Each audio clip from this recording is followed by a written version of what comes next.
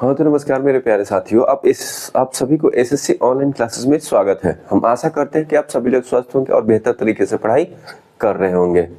हम लोग पिछले कक्षा में बच्चे लोग पढ़ रहे थे क्या, रासायनिक अवक्रिया एवं समीकरण। उसमें कुछ बेसिक ऑफ केमिस्ट्री जानने का प्रयास किए थे और उसमें हमने जानने का प्रयास किया था क्या कि किसी भी रासायनिक समीकरण को कैसे रासायनिक जो सूत्र बनता है वो कैसे बनाया जाता है। हमने इसको खूब बेहतर तरीके से देखा था और समझा भी था। हमने ये भी बताया था कि आप सभी बच्चे लोगों को ना पीरियोडिक टेबल में 1 से लेके कम से कम 25 या 30 तक तत्वों का नाम याद होना चाहिए और उसका संयोजी इलेक्ट्रॉन कैसे निकाला जाता है, संयोजकता क्या होता है, ये जानना बहुत जरूरी है। अगर इतना हमको जानकारी होगी तो हम किसी भी रासायनिक सूत्र को आसानी से लिख लेंगे। अच्छा चलिए, हम लोग रासायनिक सूत्र को बनाना सीखे हैं, लिखना सीखे हैं। अब यहाँ पे देखेंगे कि जब हम किसी भी रासायनिक समीकरण को लिखते हैं तो उसका कितना मतलब यूज है। तो आइए बच्चे लोग हम देखते हैं क्या आज का जो हमारा टॉपिक है वो टॉपिक क्या है, रासायनिक समीकरण। तो इसके पहले क्लास में भी हमने बता चुका है क्या कि रासायनिक समीकरण क्या होता है, रासायनिक समीकरण क्या होता है। तो यहाँ पे है क्या, रासायनिक अभिक्रिया में भाग लेने वाले पदार्थों को संकेतों एवं सूत्रों की सहायता से उस अभिक्रिया का संक्षिप्त निरूपण रासायनिक समीकरण कहलाता है। एक बार और, किसी भी रासायनिक अभिक्रिया में भाग लेने वाले पदार्थों को यदि उनके संकेतों और सूत्रों द्वारा हम क्या करें, निरूपित करें, ठीक है ना, या किसी भी रासायनिक अभिक्रिया का संक्षिप्त निरूपण करते हैं तो उसी को हम लोग क्या कह देते हैं, रासायनिक समीकरण कह देते हैं। जैसे यहाँ पे आप लोगों को दिख रहा होगा क्या कि जिंक है और H2SO4 है। तो यहाँ पे ना पूरा बच्चा नाम नहीं लिखा हुआ है, नहीं तो अगर किसी भी रासायनिक अभिक्रिया को हम लोग लिखते हैं तो इस प्रकार से लिखा जाता है, ये हमारा क्या हो जाएगा, जिंक हो जाएगा और ये हमारा कॉन्सेंट्रेटेड क्या हो जाएगा, सल्फ्यूरिक एसिड हो जाएगा। और यहाँ पे क्या बनता है, जिंक सल्फेट बना और यहाँ पे क्या है, यहाँ पे H2 होना चाहिए और ये हमारा हाइड्रोजन है, ठीक है ना। अब देखिए क्या है, जिंक है, कंसंट्रेटेड सल्फ्यूरिक एसिड है। अब इसका संक्षिप्त जो निरूपण होता है जिसको सूत्रों और संकेतों द्वारा हम लोग निरूपित करते हैं तो इसका क्या है, Zn से, जिंक को हम लोग, जिंक का Zn संकेत होता है और कंसंट्रेटेड सल्फ्यूरिक एसिड का जो रासायनिक सूत्र होता है वह होता है H2SO4। उसी प्रकार से जिंक सल्फेट का क्या होता है, ZnSO4 है। तो हम पूरा नाम नहीं लिख रहे हैं, उसके सूत्र और उसके संकेतों के सहारा किसी भी जब रासायनिक अभिक्रिया को दर्शाते हैं तो उसी को हम लोग रासायनिक समीकरण कह देते हैं। अब जो क्या होता है, जो रासायनिक अभिक्रिया में भाग लेने वाला पदार्थ होता है उसे अभिकर्मक कहा जाता है, ठीक है ना, अभिकर्मक कहिए या अभिकारक कहिए। और जो रासायनिक अभिक्रिया में भाग लेकर नए पदार्थ का निर्माण करता है उसे उत्पाद कहते हैं। आइए हम लोग नेक्स्ट चलते हैं। तो यहाँ पे रासायनिक समीकरण 2 प्रकार के होते हैं। रासायनिक समीकरण कितने प्रकार के होते हैं, 2 प्रकार के होते हैं। एक होता है हमारा क्या, संतुलित रासायनिक समीकरण और दूसरा क्या होता है, असंतुलित रासायनिक समीकरण। तो यहाँ पे आपको क्या लिखा हुआ है, एक हमारा जो समीकरण होता है वह संतुलित रासायनिक समीकरण होता है और दूसरा जो हमारा समीकरण होता है असंतुलित रासायनिक समीकरण होता है। तो आइए हम लोग अगले स्लाइड में देखते हैं कि संतुलित रासायनिक समीकरण क्या होता है और असंतुलित रासायनिक समीकरण क्या होता है। इसमें मेन डिफरेंस क्या होता है कि जो असंतुलित से असंतुलित बन जाता है, चाहे जो असंतुलित से संतुलित बन जाता है। आइए बच्चों हम लोग देखते हैं। तो आइए मेरे प्यारे बच्चों, आपके सामने एक केमिकल इक्वेशन लिखा गया है, रासायनिक समीकरण लिखा गया है। यहाँ पे आपको देखना है कि यह रासायनिक समीकरण संतुलित है या असंतुलित है, ठीक है ना। तो हम यहाँ पे एक बार चेक करेंगे, देखते हैं। यहाँ पे बच्चा लोग एक मिसिंग है, यहाँ पे क्या है, यहाँ पे H2 है, क्या है, H2 है। अब आपके सामने दिखाई दे रहा है कि जब जिंक को हम क्या कर रहे हैं, कॉन्सेंट्रेटेड सल्फ्यूरिक एसिड के साथ अब क्रिया करा रहे हैं तो जिंक सल्फेट बन रहा है और हाइड्रोजन गैस बन रहा है, ठीक है ना। तब आपको देखना क्या है कि यह समीकरण जो दिख रहा है आप लोगों को, यह संतुलित है कि नहीं है। तो आइए बच्चा लोग हम लोग चेक करते हैं, ठीक है ना। तो हम चेक करेंगे क्या कि लेफ्ट साइड में, ठीक है ना, परमाणुओं की संख्या कितनी है और राइट साइड में परमाणुओं की संख्या कितनी है। जैसे यहाँ पे जिंक दिखाई दे रहा है, ठीक है ना, Zn है, ठीक है, और यहाँ पे H2SO4 एक कंपाउंड है, क्या है, यौगिक है। तो यौगिक कैसे बनते हैं हमने इसके बारे में भी जाना था कि जब 2 या 2 से अधिक परमाणु क्या होते हैं 2 या 2 से अधिक तत्व तो आपस में क्या करते हैं, सहयोग करते हैं एक परस्पर अमाउंट में, तो उनसे बने नए निर्मित पदार्थ जो होता है वो यौगिक कहलाता है। क्या कहलाता है, यौगिक कहलाता है, ठीक है ना। और बहुत सारे परमाणुओं से मिलकर क्या होता है, अणु का निर्माण होता है, और इसका जो मौलिक इकाई होता है उसे अणु बोला जाता है। तो यहाँ पे हम लोग देख लेते हैं क्या, जो लेफ्ट साइड में रहता है उसे हम लोग रिएक्टेंट कहते हैं। क्या कह देते हैं, रिएक्टेंट, यानी अभिकर्मक कह देते हैं या अभिकारक कह देते हैं। तो यहाँ पे हम चेक करेंगे कि जो लेफ्ट साइड में ये वाला, यहाँ पे जितनी परमाणुओं की संख्या है क्या इधर भी उतना परमाणु है। अगर इधर के परमाणुओं की संख्या के बराबर इधर के परमाणुओं की संख्या अगर हो जाए तब हम कहेंगे कि वह समीकरण क्या है, संतुलित है।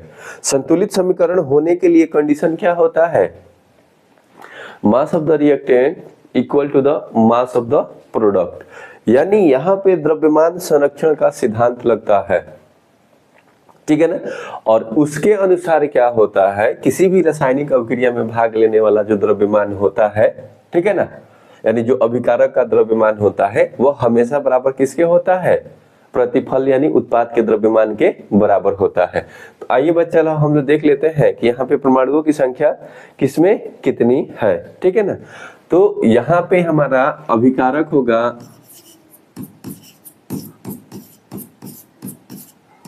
और ये हमारा क्या हो जाएगा,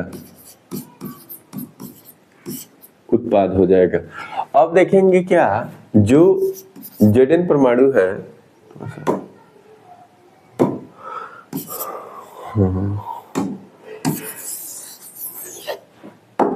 देखिए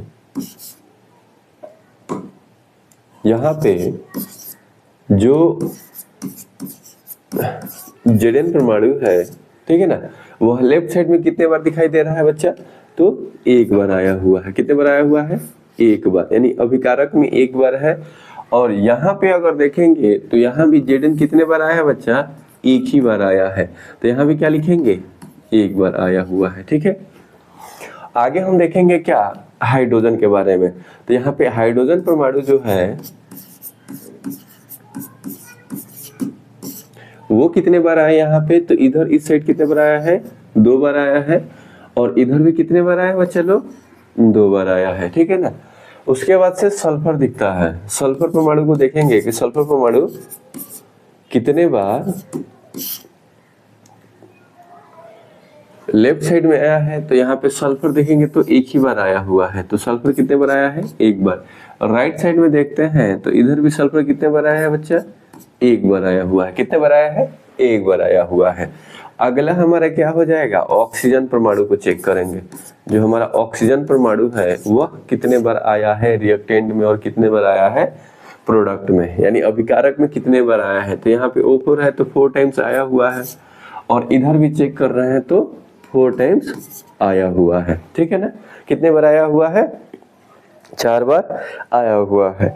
अब इसको अगर हम जोड़ लेते हैं, ठीक है ना, यानी कुल जो परमाणुओं की संख्या अगर देखेंगे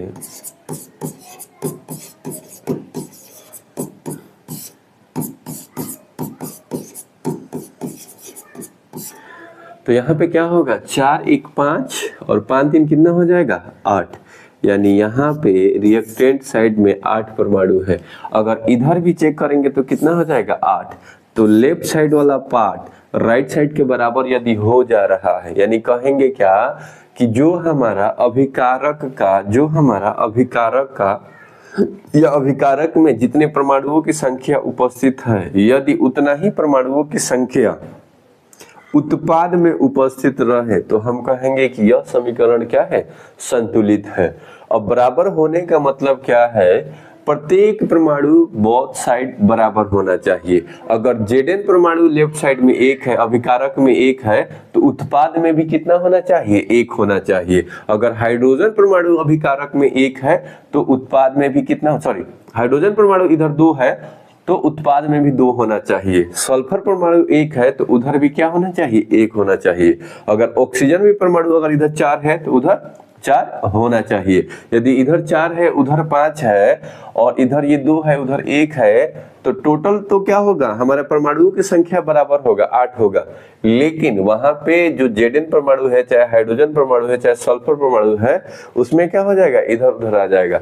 तो इस क्रम में होना चाहिए, यानी अभिकारक में जितना जिंक होगा, जितना हाइड्रोजन होगा, जितना सल्फर होगा, जितना ऑक्सीजन होगा, उतना ही उत्पाद में ये सब होना चाहिए।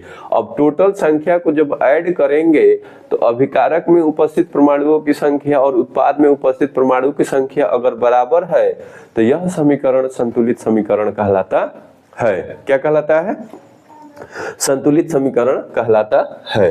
तो हम आशा करते हैं कि आप सभी विद्यार्थियों को खूब बेहतर तरीके से संतुलित समीकरण क्या होता है समझ में आया होगा।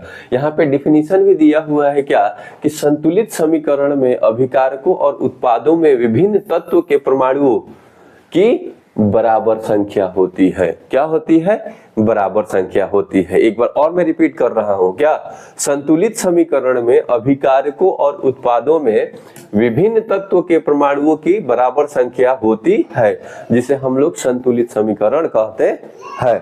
संतुलित समीकरण का एग्जाम्पल हमने यहाँ पे दिखाया भी है और आप लोगों को समझाया भी। हम आशा करते हैं कि आप सभी बच्चों को ना बेहतरीन तरीके से समझ में आया होगा। आइए अब हम लोग नेक्स्ट टॉपिक को देखते हैं। यानी ये तो हमारा संतुलित रासायनिक समीकरण हो गया। अगला हमारा दिया हुआ है क्या, असंतुलित रासायनिक समीकरण। तो असंतुलित रासायनिक समीकरण क्या होता है, यहाँ पे हम लोग देखते हैं।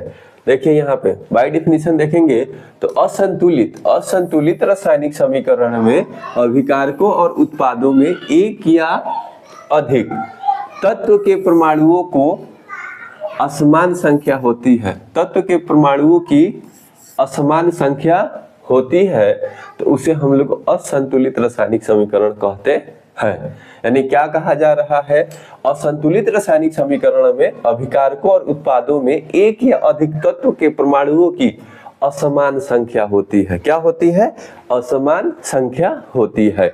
यानी अभिकारक में जितने परमाणु की संख्या होंगे उतना जरूरी नहीं है कि प्रतिफल में हो, ठीक है ना, यानी कम बेश होते हैं, बराबर नहीं होते हैं। और ये वाला यहाँ पे असंतुलित रासायनिक समीकरण जो होता है वह द्रव्यमान के क्या होता है, द्रव्यमान संरक्षण के सिद्धांत पे कार्य नहीं करते हैं, यानी law of conservation of mass के सिद्धांत पे कार्य नहीं करते हैं। तो आइए बच्चे लोग हम इसको समझे। क्या है कि यहाँ पे हाइड्रोजन है, ऑक्सीजन है, इन दोनों को अभिक्रिया कराया जा रहा है तो जल बन रहा है। क्या बन रहा है, जल बन रहा है। अब यहाँ पे हम चेक कर लेते हैं, क्या, मान लीजिए कि ये हमारा क्या हो जाएगा बच्चा, अभिकारक हो जाएगा। क्या हो जाएगा, अभिकारक हो जाएगा। और ये वाला पोर्शन हमारा क्या हो जाएगा, प्रतिफल हो जाएगा। क्या हो जाएगा, प्रतिफल। अब यहाँ पे देखेंगे क्या कि हाइड्रोजन परमाणुओं की संख्या कितनी है। हाइड्रोजन परमाणु कितनी बार आया है, तो यहाँ पे बच्चे कितने बार आया है, 2 बार आया है लेफ्ट साइड में।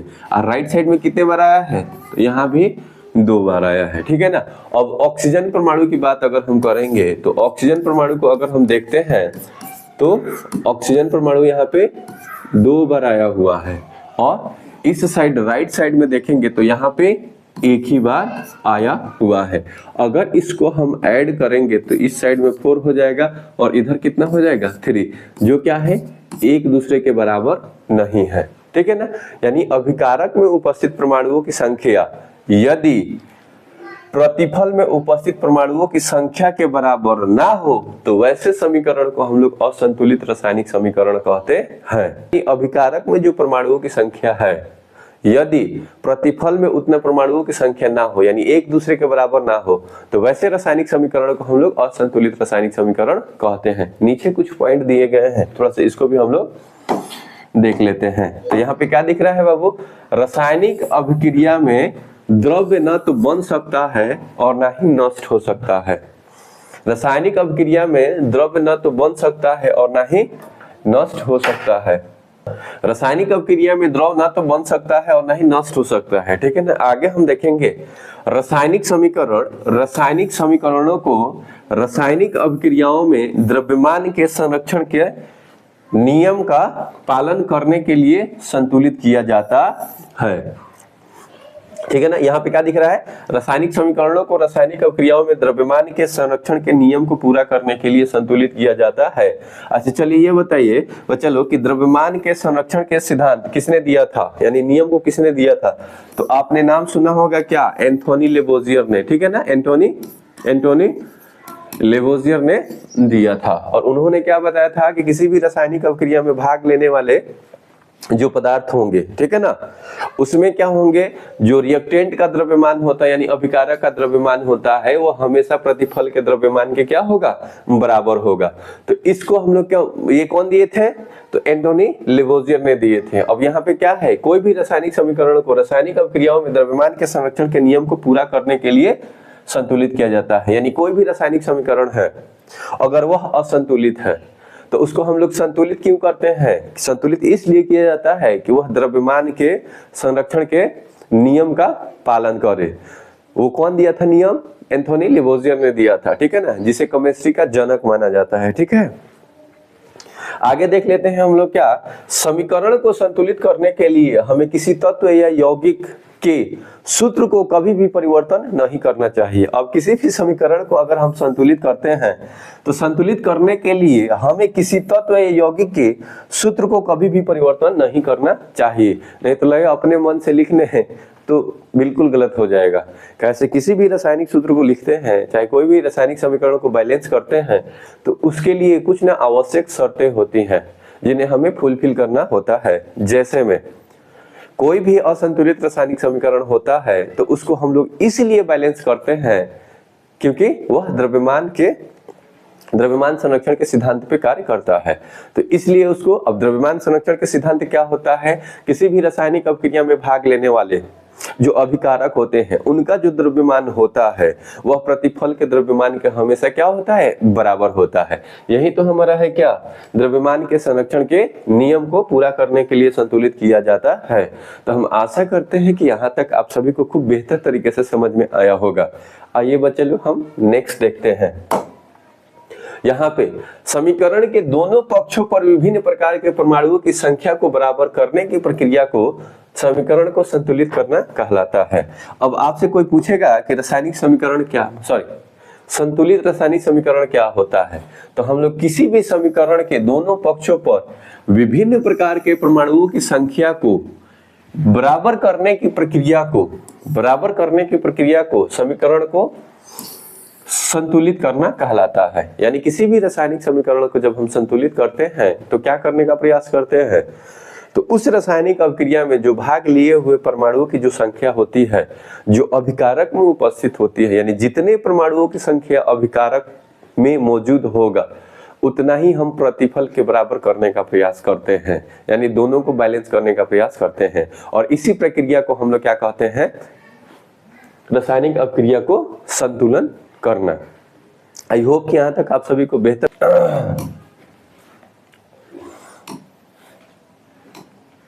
अब यहाँ पे हम लोग देख लेते हैं किसी भी रासायनिक समीकरण को अधिक उपयोगी कैसे बनाया जा सकता है। तो यहाँ पे दिया हुआ है क्या कि अभिकारकों और उत्पादों के भौतिक अवस्थाएं निर्देश करके ठोस अवस्था के प्रतीक को एस से दर्शाकर और जलीय विलयन के प्रतीक को इक्वस से निर्देशित करते हैं। यानी यहाँ पे अगर हम कहीं भी रासायनिक अभिक्रिया कराते हैं बच्चा, तो जैसे मान लीजिए क्या है यहाँ पे दिया होगा कुछ, जैसे मान लीजिए कि हम यहाँ पे कोई रासायनिक अभिक्रिया करा रहे हैं, जैसे में मान लेते हैं क्या कि यहाँ पे कार्बन हो गया, हम क्या कर रहे हैं ऑक्सीजन के साथ रिएक्ट करा रहे हैं और यहाँ पे क्या बन रहा है CO2। तब हम जानते हैं क्या होता है, कार्बन सॉलिड होता है, ऑक्सीजन गैस होता है और यहाँ पे कार्बन डाइऑक्साइड भी क्या है, गैस है। क्या है, गैस है। तो यहाँ पे देखिए हम खाली कार्बन लिखेंगे तो उसकी भौतिक अवस्था को हम नहीं बताएंगे, इसीलिए हम लोग क्या करते हैं बच्चा कि इसको हम ना बता देते हैं कि इसकी फिजिकल स्टेट क्या होगी, या सॉलिड होगी या लिक्विड होगी। ऑक्सीजन जो हमारा बनता है वो क्या है, गैस है। तो ऐसे दर्शा देने से हमें मालूम चल जाता है कि नहीं ऑक्सीजन जो है हमारा गैस है। अब ये एरो देते हैं तो एरो क्या बताता है कि कहीं पे भी रासायनिक अभिक्रिया चल रही है यानी हो रही है। और इस साइड में जो हमने कार्बन डाइऑक्साइड देखा है इसका भी जो फिजिकल स्टेट होता है उसको भी हमने दर्शाने का प्रयास किया है, वो कैपिटल स्मॉल जी से हम लोग उसको दर्शाते हैं। तो यहाँ पे क्या दिया हुआ है, अभिकारकों और उत्पादों के भौतिक अवस्था निर्देशित करके, यानी कार्बन क्या है, कार्बन का फिजिकल स्टेट क्या है, भौतिक अवस्था क्या है, तो सॉलिड है, तो हमने एस से क्या किया है इसको दर्शाया हुआ है। जो ऑक्सीजन होता है वो गैस होता है, तो उसको दर्शाने के लिए हम लोग जी का प्रयोग करते हैं। और यहाँ पे कार्बन डाइऑक्साइड होता है वो भी क्या है, एक गैस है, तो हमने वहां पे भी जी से उसको रिप्रेजेंट किया हुआ है। अगर उसी प्रकार से अगर हम दूसरा थोड़ा सा अभिक्रिया देख ले, जैसे यहाँ पे क्या है H2 है प्लस O2 है, अगर यहाँ पे हम H2O लिख देते हैं, ठीक है ना, तो हम जानते हैं कि हाइड्रोजन क्या है, गैस है, ठीक है ना, हाइड्रोजन क्या है, हाइड्रोजन क्या है, गैस है। ऑक्सीजन भी क्या होता है, अच्छा गैस होता है, लेकिन ये हमारा क्या होता है, लिक्विड होता है, यानी जल होता है। क्या होता है, जल होता है। तो हाइड्रोजन एक गैस है, तो इसका जो फिजिकल स्टेट होगा, भौतिक अवस्था होगा, वो जी से हम लोग क्या करेंगे, रिप्रेजेंट करेंगे। ऑक्सीजन भी क्या होता है, गैस होता है, तो उसको भी हम लोग क्या करते हैं, जी से निरूपित करते हैं। लेकिन जो हमारा H2O होता है उसको हम लोग निरूपित L से करते हैं, यानी उसका लिक्विड स्टेट है, ठीक है ना, यानी उसका भौतिक अवस्था क्या है, जल, जल है, ठीक है ना, वाटर है, तो उसको हम लोग एल से रिप्रेजेंट करते हैं, ठीक है ना। नहीं तो एक और होता है क्या, उसको AQ से भी रिप्रेजेंट किया जाता है, ठीक है ना। जलीय विलयन के प्रतीक को, जलीय विलयन के प्रतीक को AQ से निर्देशित करते हैं। द्रव अवस्था के प्रतीक को, द्रव अवस्था के प्रतीक को L से प्रदर्शित करते हैं, और गैस अवस्था के प्रतीक को हम लोग जी से प्रदर्शित करते हैं। तो इससे क्या होता है कि कोई भी हमारा रासायनिक समीकरण होता है वह अधिक उपयोगी बन जाता है, उससे हमें साफ साफ दिखाई दे जाता है। आइए बच्चा लोग अब इसके अगले स्लाइड को देखते हैं, ठीक है ना, और समझने का प्रयास करते हैं। यहाँ पे रासायनिक समीकरण को अधिक उपयोगी बनाना यानी उसी का पार्ट है, अभिक्रिया में होने वाले ऊष्मा परिवर्तनों को निर्देशन करके, यानी कोई भी रासायनिक अभिक्रिया हो रहा है या तो उसमें से ऊष्मा निकल रही है या ऊष्मा को अपने अंदर अवशोषित करती है कोई भी रासायनिक अभिक्रिया, तो उसको कैसे दर्शाया जाता है, आइए हम लोग यहाँ पे समझते हैं।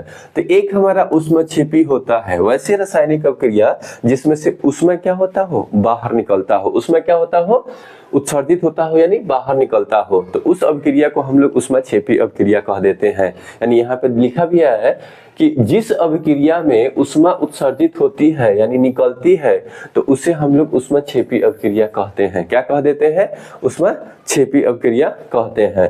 तो यहाँ पे देखिएगा क्या कि कार्बन लिखा गया है, कार्बन हमारा क्या होता है बच्चा, सॉलिड होता है। ऑक्सीजन हमारा क्या होता है, गैस होता है। एरो थोड़ा सा यहाँ पे आ गया है, तो यहाँ पे समझिएगा, तो यहाँ पे क्या बन रहा है, कार्बन डाइऑक्साइड। अब कहीं पे कार्बन ऑक्सीजन की उपस्थिति में जलेगा तो कोई भी दहनशील पदार्थ होगा, ठीक है ना, कोई भी वस्तु अगर जलता है तो उसमें से क्या निकलता है, ऊष्मा निकलता है। क्या निकलता है, ऊष्मा निकलता है, ठीक है ना। जैसे हम कोयला जलाते हैं, कोयला भी क्या है, कार्बन है, ठीक है ना। कोयला जलाते हैं ऑक्सीजन की उपस्थिति में, तो उसमें से क्या निकलता है, हीट निकलता है, कार्बन डाइऑक्साइड निकलता है। तो उसका हम लोग इस प्रकार से क्या करते हैं, निरूपित करते हैं, दिखाते हैं, ठीक है ना, कि जहां से अगर ऊष्मा निकल रहा है तो ऐसे हम लोग दिखाते हैं। ऑक्सीजन में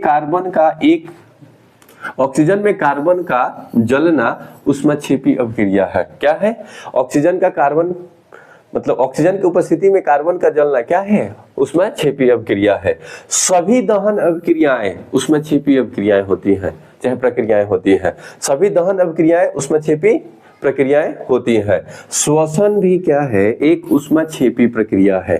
श्वसन भी क्या है, एक ऊष्माक्षेपी प्रक्रिया है। तो बच्चा लोग जो भी हमने ये पॉइंट के फॉर्म में लिखाया है ये बहुत ही ज्यादा उपयोगी है। आपके बोर्ड के जो एग्जाम होता है उसके पॉइंट ऑफ व्यू से बहुत सारे ऑब्जेक्टिव क्वेश्चन पूछे जाते हैं। तो बच्चे लोग यहाँ से भी क्वेश्चन पूछा जा सकता है। क्या, यहाँ भी से भी क्वेश्चन पूछा जा सकता है। क्या सभी दहन अभिक्रिया ऊष्माक्षेपी अभिक्रियाएं होती हैं, यस या नो, ठीक है ना। एग्जांपल दिया जाएगा, श्वसन एक ऊष्माक्षेपी प्रक्रिया है। श्वसन किस प्रकार की प्रक्रिया है आपसे पूछा जाएगा, ऊष्माशोषी, ऊष्माक्षेपी, इनमें से कोई नहीं, इनमें से दोनों, ठीक है ना। तो इस टाइप से क्वेश्चन बनेंगे। तो अगर आप सही से इसको याद रखिएगा, सही से प्रैक्टिस कीजिएगा, तो एग्जाम समय में आपको कोई दिक्कत नहीं होगी। कैसे हमने बेहतर तरीके से सारे कंटेंट को सजा कर लाया है कि आपको समझने में कोई परेशानी नहीं होगी, ठीक है ना। अगर आपको केमिस्ट्री से भय भी लगता होगा ना बच्चा, तो हमारा आप क्लास ध्यान से देखना, एक पेन लेना, एक कॉपी लेना, हर एक बातों को लिखना, 1-2 बार प्रैक्टिस कीजिए, आपको 100% समझ में आएगा, ठीक है ना। कैसे हम एकदम निचले स्तर से ना बच्चों को पढ़ाना शुरू करते हैं। ये नहीं है कि ऊपर ऊपर पढ़ा दें, बेसिक गायब गोल है और ऐसे पढ़ा रहे हैं तो कोई भी बात समझ में नहीं आती है।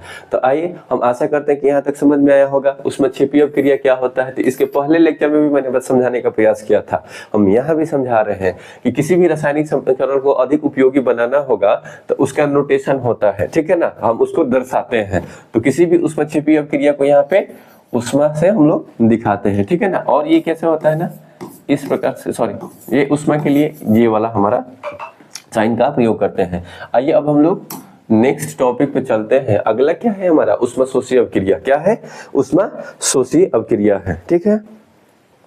तो यहाँ पे यानी कहीं भी रासायनिक अपक्रिया हो रही होगी, अगर वो क्या करेगा, उष्मा को अपने अंदर अवशोषित करेगा, तो उसे हम लोग क्या कहेंगे, उष्मा शोषी अपक्रिया कहेंगे। क्या कहेंगे, उष्मा शोषी अपक्रिया कहेंगे। जैसे जो हमारा फोटोसिंथेसिस प्रक्रिया होती है, प्रकाश संश्लेषण की जो प्रक्रिया होती है, वो भी क्या है, एक प्रकार की उष्मा शोषी अपक्रिया होती है। जिस अपक्रिया में, यानी जिस अपक्रिया में उष्मा अवशोषित होती है उसे हम लोग उष्मा शोषी अपक्रिया कहते हैं। जैसे नाइट्रोजन को अपक्रिया, जैसे नाइट्रोजन के साथ ऑक्सीजन की हम लोग अपक्रिया कराते हैं, तो क्या उसमें से अपलोस उष्मा चाहिए, यानी इस अपक्रिया को कराने के लिए उष्मा चाहिए। उष्मा की उपस्थिति में ये दोनों अपक्रिया होगी तो 2NO नाइट्रोजन डाइऑक्साइड बनेगा। तो इस प्रकार की अपक्रिया को हम लोग क्या कह देते हैं, उष्मा शोषी अपक्रिया कहते हैं। क्या कहते हैं, उष्मा शोषी।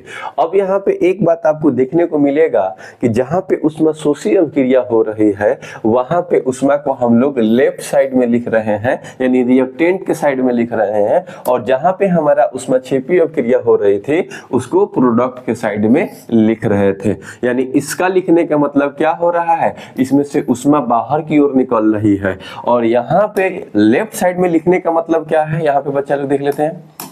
यहाँ पे लेफ्ट साइड में लिखने का मतलब क्या है कि उष्मा के कारण ही ये होगा अपक्रिया। तो ये क्या करेगा, उष्मा को अपने अंदर अवशोषित करेगा, तो अब जाके क्या होगा, अपक्रिया होगा, और अपक्रिया होके क्या बनाएगा, तो नाइट्रोजन डाइऑक्साइड बनाएगा। तो ये आप एक बेस्ट एग्जांपल देख रहे हैं किसका, उष्मा शोषी अपक्रिया को, ठीक है ना। अब क्या है कि इसको देखिए, नाइट्रोजन लिखते हैं हम लोग, ऑक्सीजन लिखते हैं, लेकिन इसको हम लोग उड़ा देते हैं, तो मालूम ही नहीं चलता है कि ये जो अपक्रिया है उष्मा शोषी है या उष्मा क्षेपी है। अगर इस प्रकार से हम लिखेंगे तो स्पष्ट रूप से दिखाई देगा कि नहीं, ये जो अपक्रिया हो रही है ये अपक्रिया उष्मा शोषी अपक्रिया हो रही है, क्योंकि यहाँ पे उष्मा को अपने अंदर अवशोषित करके ही यहाँ पे रासायनिक अपक्रिया हो रही है। तो इस प्रकार के अपक्रिया को हम लोग उष्मा शोषी अपक्रिया कहते हैं। सभी अपघटक अभिक्रियाएं उष्मा शोषी अपक्रियाएं होती है। प्रकाश संश्लेषण एक उष्मा शोषी अपक्रियाएं है। क्या है, प्रकाश संश्लेषण एक उष्मा शोषी अपक्रियाएं हैं। हमने बताया था ना, जो फोटोसिंथेसिस प्रक्रिया होती है वह किस प्रकार की अपक्रिया है, तो वो हमारा उष्मा शोषी अपक्रिया के अंतर्गत आती है। आइए बच्चे लोग हम लोग अब नेक्स्ट देखते हैं। तो नेक्स्ट हमारा खत्म हो गया, यहीं तक था। तो बच्चे लोग अगला जो क्लास होगा हम लोग उसमें ना देखेंगे कि how to balance a chemical equation. किसी भी रासायनिक समीकरण को, यानी किसी भी असंतुलित रासायनिक समीकरण को हम लोग कैसे संतुलित करते हैं, एकदम बेहतर तरीके से हम सिखाएंगे, ठीक है ना। एक हमारा क्या होगा, हिट एंड ट्रायल मेथड होगा, और दूसरा हमारा जो होगा वो बेस्ट अप्रोच है। वो अगर सीख जाते हैं तो आपको 11-12 तक ले आपका उसी से काम चल जाएगा। और वो हमारा मेथड होता है कोफिशिएंट मेथड होता है। क्या होता है, कोफिशिएंट मेथड होता है। तो हम आशा करते हैं कि आप सभी विद्यार्थियों को खूब बेहतर तरीके से समझ में आया होगा। इसी प्रकार का कंटेंट पाने के लिए, इसी प्रकार का नॉलेज पाने के लिए आप हमारे वीडियो को ज्यादा से ज्यादा अपने दोस्तों के पास शेयर कीजिए, लाइक कीजिए, और हमारे चैनल को सब्सक्राइब करना ना भूले। Thanks for watching.